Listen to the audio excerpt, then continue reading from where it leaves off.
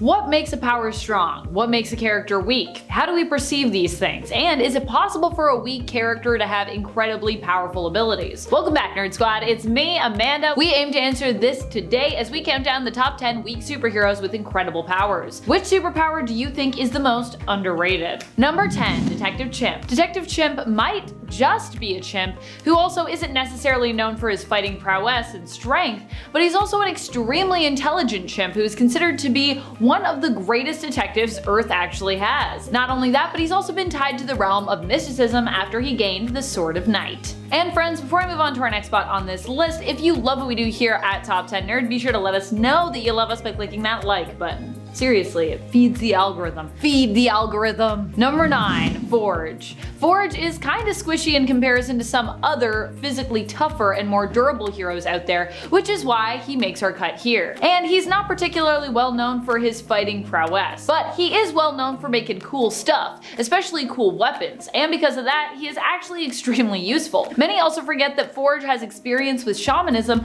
and not only has a mutant origin, but an origin that is also attached to the world of magic and mysticism, which honestly is pretty cool. However, for those who want to argue that Forge could march in there alongside someone like Cyclops, I think he'd actually prefer to outfit someone like Cyclops to march into action in his stead, but super souped up so that Cyc alone could stand in for a whole small army of heroes, and of course, Forge himself. Be like, I'll just make you super cool, you go in there, and then it's basically like there's two of us because you're gonna be that cool. Number 8, Fury.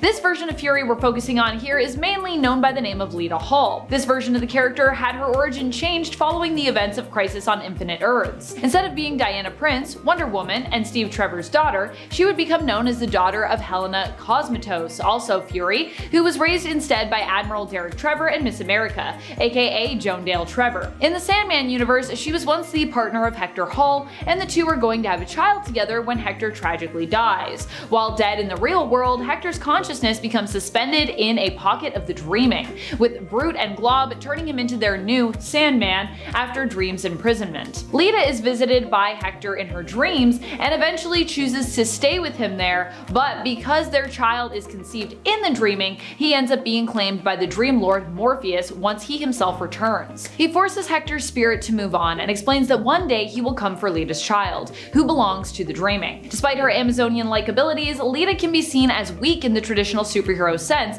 as she doesn't act as a hero in Neil Gaiman's Sandman series and instead attempts to pursue a simple, normal life with her son. However, she gets insane anxiety when it comes to being separated from him at any moment because of Dream's threat to one day claim him. Number 7, Dazzler. Dazzler is here not because of how weak she seems, but because of how truly incredible her powers are. The only thing that really makes her seemingly useless is the fact that Alison Blair typically prefers to use her powers for her performances as opposed to being, you know, the team leader for the X-Men, which honestly, she easily could be, and actually has been in regards to multiversal teams that exist. She's played the role of leader before, both with her band and with her fellow mutant heroes, but not for the main X-Men team. No, no, no. Dazzler has powers that have been described before to be potentially unlimited in terms of just how much damage she could do. She can transmute sound into light, and while her light shows in her concerts might seem kinda tame, she has also used her power set to defeat and defend against heavy hitters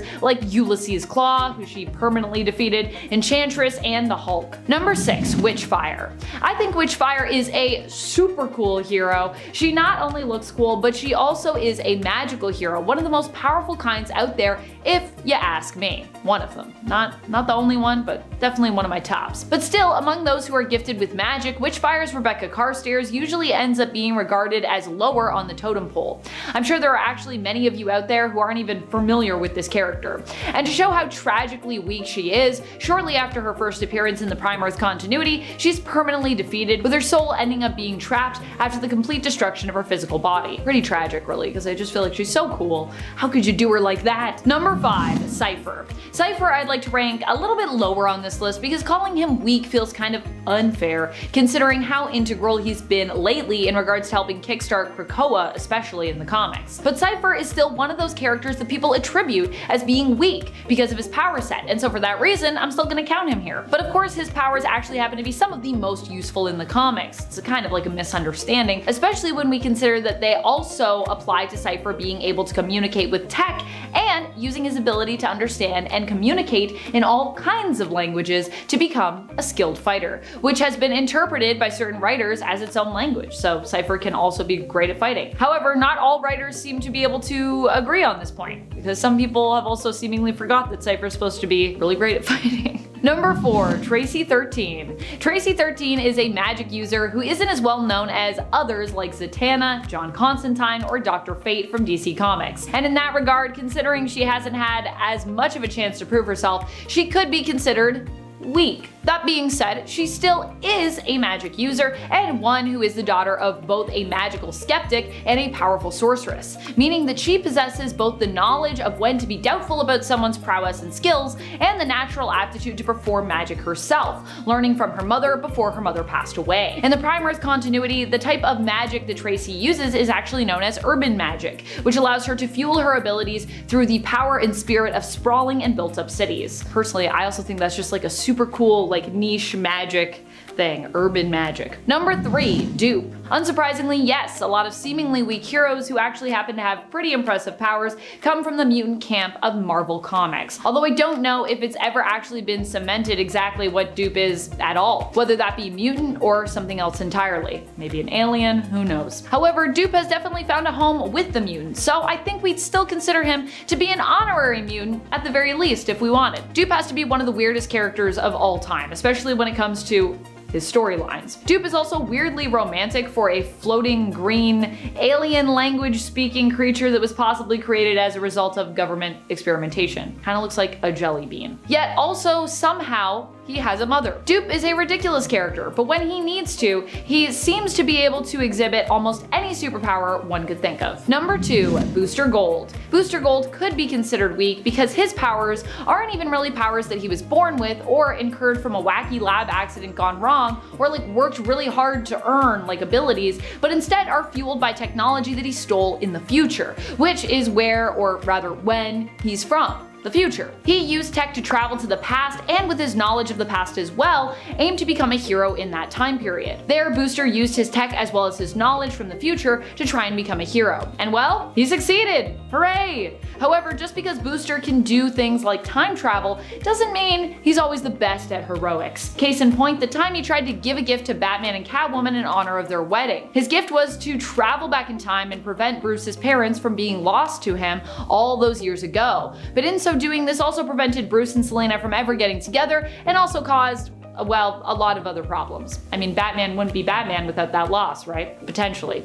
Yes, actually, I think that story confirmed that. Number 1, Squirrel Girl. Squirrel Girl is one of my all-time favorite heroes, even if some out there consider her to be weak sauce. Not me though, I see her true strength, but I can't ignore the fact that on paper, her powers, her mutation, well, it all does sound pretty ridiculous. And she should, by all intents and purposes, not be as OP as we know her to be. However, that being said, I feel like we need to acknowledge the fact that Doreen's abilities, or more specifically, her people skills, are honestly insanely powerful. Squirrel Girl has the ability to befriend pretty much anyone, no matter their alignment. And she is really, and I mean really, good at helping convince criminals to call it quits, either for the day or honestly, for like the rest of their entire lives. That's about it. Until next time, you stay nerdy, YouTube.